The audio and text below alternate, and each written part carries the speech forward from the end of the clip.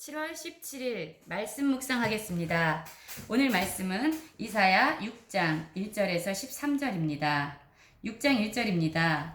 우시야 왕이 죽던 해에 내가 본즉 주께서 높이 들린 보좌에 앉으셨는데 그의 옷자락은 성전에 가득하였고.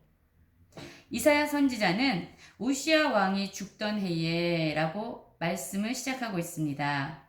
우시야 왕은 역대하 26장에 보면은 16세의 왕이 돼서 52년 동안 남유다를 다스렸던 왕입니다.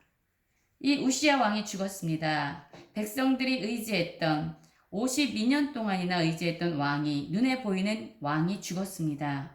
그리고 그때에 북쪽에서 아수르 민족은 남유다를 위협하는 시기였습니다.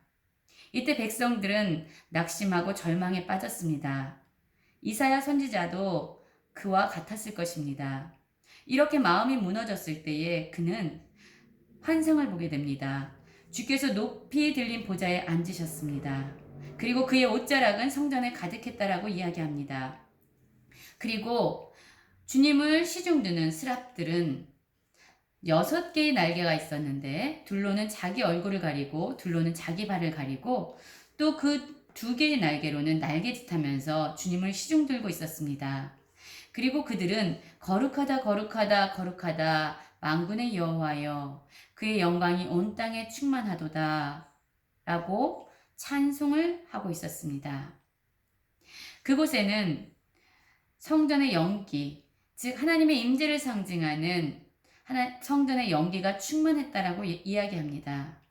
여러분, 우리도 그렇습니다. 마음이 절망할 때, 마음이 무너질 때 우리는 그전에는 볼 수 없는 영의 눈이 열리고 믿음의 눈이 열립니다. 왜냐하면 우리의 마음이 가난해지는 때이기 때문에 그때 우리는 하나님을 보는 영광을 얻게 됩니다. 그는 그때에 하나님의 영광을 보았습니다. 그런데 우리 같으면 너무나도 기쁘고 너무나도 행복했을 것 같은데 이사야 선지자는 이렇게 얘기합니다. 그때에 내가 말하되 화로다 나여 망하게 되었도다. 나는 입술이 부정한 자요 나는 입술이 부정한 백성 중에 거주하면서 만군의 여호와이신 왕을 배웠다.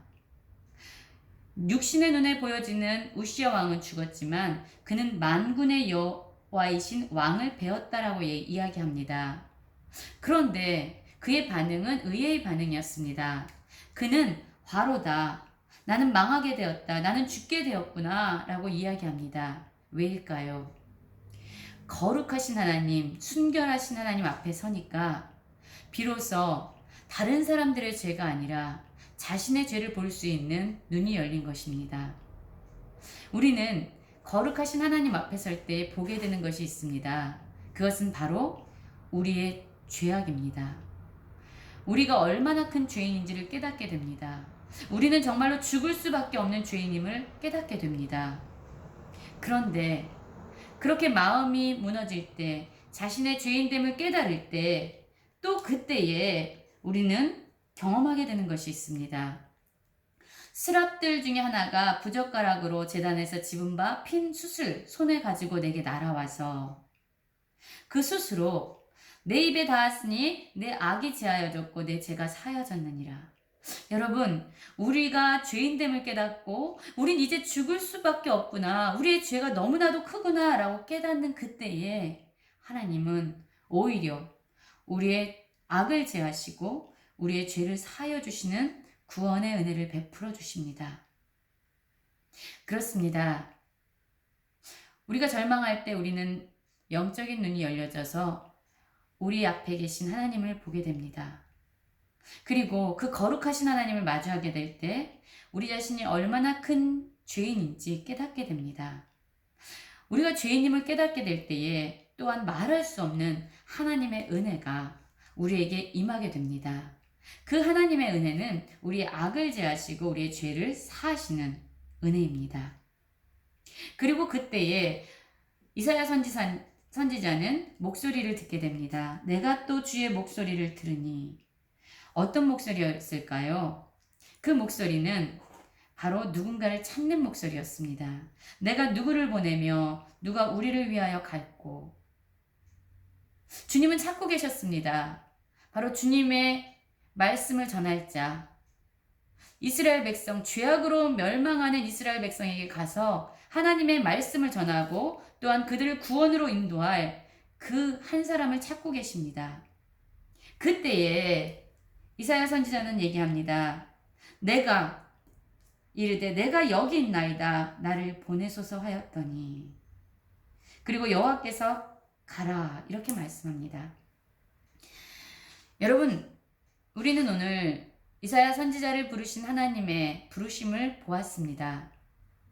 이사야 선지자는 마음이 절망할 때에 비로소 하나님을 보게 되었고 그분의 거룩하심 앞에 설 때에 자신의 죄인됨을 깨닫게 되었습니다. 죽을 수밖에 없는 죄인임을 깨달았을 때 오히려 하나님의 용서하심의 은혜, 구원의 은혜를 받게 됩니다. 그리고 나서 그 하나님을 경험한 이후에, 그 하나님을 본 이후에 그는 자신을 부르시는 하나님의 음성을 듣게 됩니다. 하나님을 경험한 자가 비로소 하나님의 부르심에 응답할 수 있습니다. 그때에 내가 여기 있나이다 나를 보내소서. 우리도 하나님의 이러한 부르심에 응답하는 자들이 되기 원합니다. 먼저 우리가 하나님을 경험하고 하나님의 은혜를 깨닫기 원합니다. 우리 자신이 얼마나 큰 죄인인지를 알기 원합니다. 그래서 하나님께서 부르실 때에 그분의 부르심에 응답하며 나아가기 원합니다. 물론 하나님께서 맡기신 사역을 감당하는 것은 쉽지 않은 것이었습니다. 하나님의 말씀을 아무리 전하고 아무리 외쳐도 대부분의 사람들은 그분의 말씀에 귀를 기울이지 않았고 오히려 귀를 막고 눈을 감으면서 그의 마음은 더 둔하여지고 완고해져서 하나님께 돌이키지 않았습니다. 그러나 아주 소수의 사람은 하나님의 말씀을 선포하는 이사야 선지자의 이야기를 듣고 그 중에 10분의 1이 남아있게 됩니다. 오히려 모든 밤나무와 상수리나무가 배임을 당하는 그때에 구루터기는 남아있습니다. 거룩한 씨는 그 땅에 구루터기로 남아있습니다. 무엇입니까? 하나님의 심판이 경고되어지고 선포되어지지만, 많은 사람들을 돌이키기 위해서 하나님의 말씀이 선포되어지지만 대다수의 사람들은 하나님의 말씀에 귀를 막지만, 그럼에도 불구하고 아주 소수의 사람들은 하나님의 본심, 하나님의 그 사랑의 외침을 듣고 돌이킨다라고 얘기합니다. 오늘 우리에게 하나님은 무엇을 말씀하고 계십니까? 오늘 우리가 이사야 선지자처럼 하나님의 부르심에 내가 여기 있습니다 라고 응답할 수 있는 모든 성도님들 되시기 원합니다. 그래서 심판과 멸망이 아니라 백성을 구원하시고자 하는 하나님의 외침이 우리의 입술을 통해서 선포되어지는 그러한 은혜를 누리시는 귀한 하루 되시기를 간절히 기도합니다.